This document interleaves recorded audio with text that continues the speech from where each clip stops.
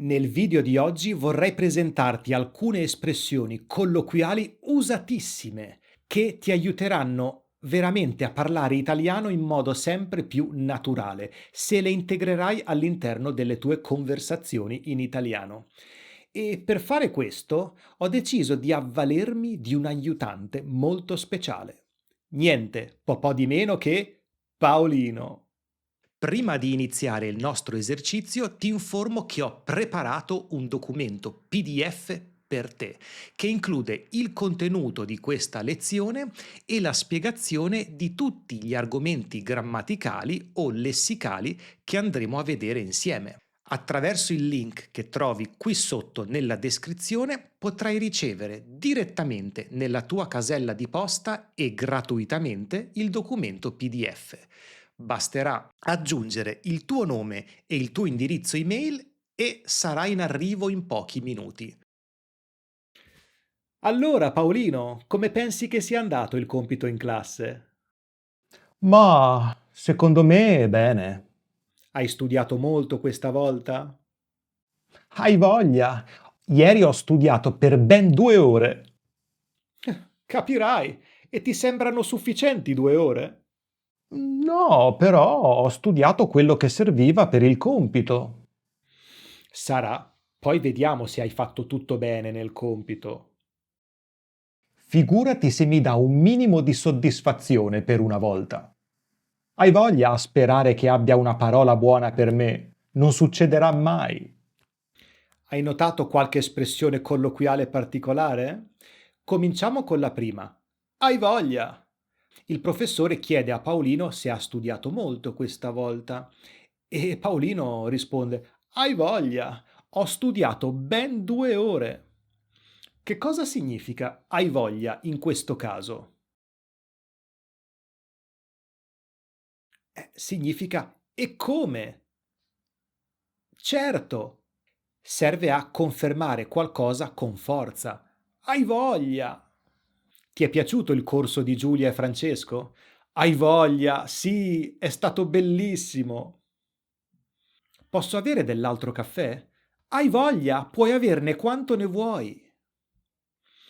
Questo è il primo uso di hai voglia, che significa proprio e come, certo.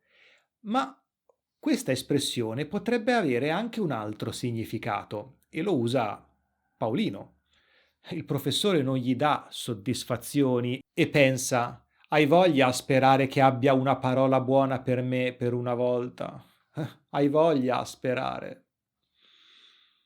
In questo caso, hai voglia significa è inutile, non serve a niente ed è seguito da a più un altro verbo. Hai voglia a sperare che abbia una buona parola per me?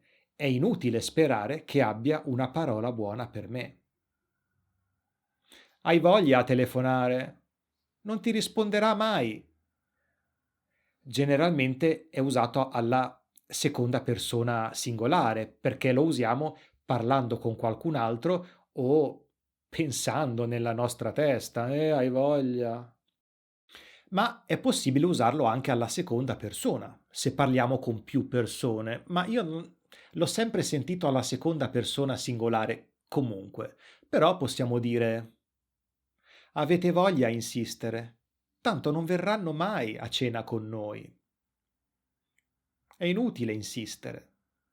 Hai voglia a correre? Tanto il treno è già partito. È inutile correre. E poi abbiamo l'esclamazione capirai. Paolino dice, ah, hai voglia, ho studiato ben 2 ore. E il professore risponde, capirai.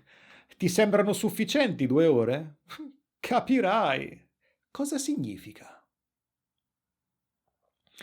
È un'espressione che usiamo per minimizzare qualcosa, anzi per togliere valore a qualcosa.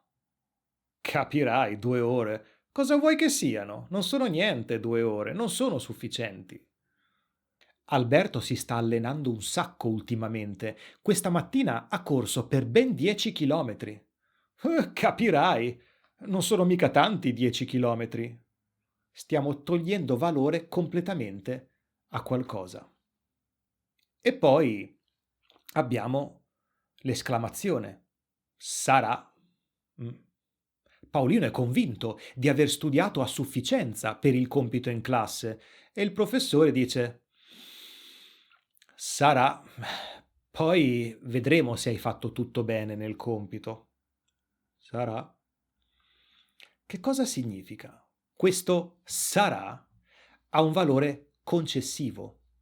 Serve per accettare qualcosa, ma con riserva, con dubbio, con scetticismo. Ecco. È come dire, sarà vero? Bah, poi vediamo com'è andato il compito. Sarà. Patrizia è arrabbiata? Sembra così seria. Boh, no, a me non sembra arrabbiata, mi sembra tranquillissima.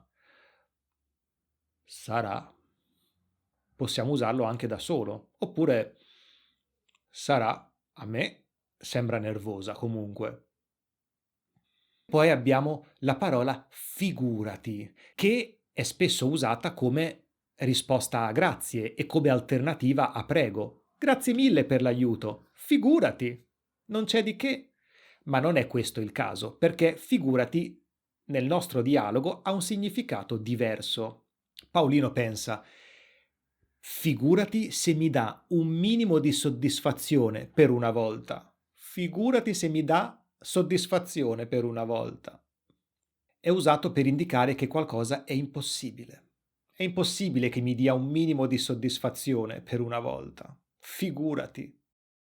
Alice ci ha detto delle cose orribili ieri sera, ma figurati se ci verrà a chiedere scusa. O figuriamoci se ci verrà a chiedere scusa. Questo è il verbo figurarsi, no? Abbiamo il verbo figurare più il pronome si e in questo caso il verbo figurarsi è all'imperativo e quindi il pronome si trova dopo. Figurati. Abbiamo l'imperativo di figurare, figura, più il pronome ti. O figuriamoci. Figuratevi se vi viene a chiedere scusa. No, è troppo orgogliosa. Paolino avrà passato l'esame? Ma figurati! Ma impossibile! Ma no! Ma figurati se ha passato l'esame! Bene, queste erano le espressioni colloquiali che volevo presentarti oggi. Spero che questo video ti sia stato utile, che ti sia piaciuto e ti ricordo che c'è un PDF che puoi scaricare gratuitamente e che sarà accompagnato anche da un esercizio interattivo che ti aiuterà a fissare al meglio l'uso di queste espressioni. Ti ringrazio tanto per la tua compagnia e ci vediamo al prossimo video. Ciao!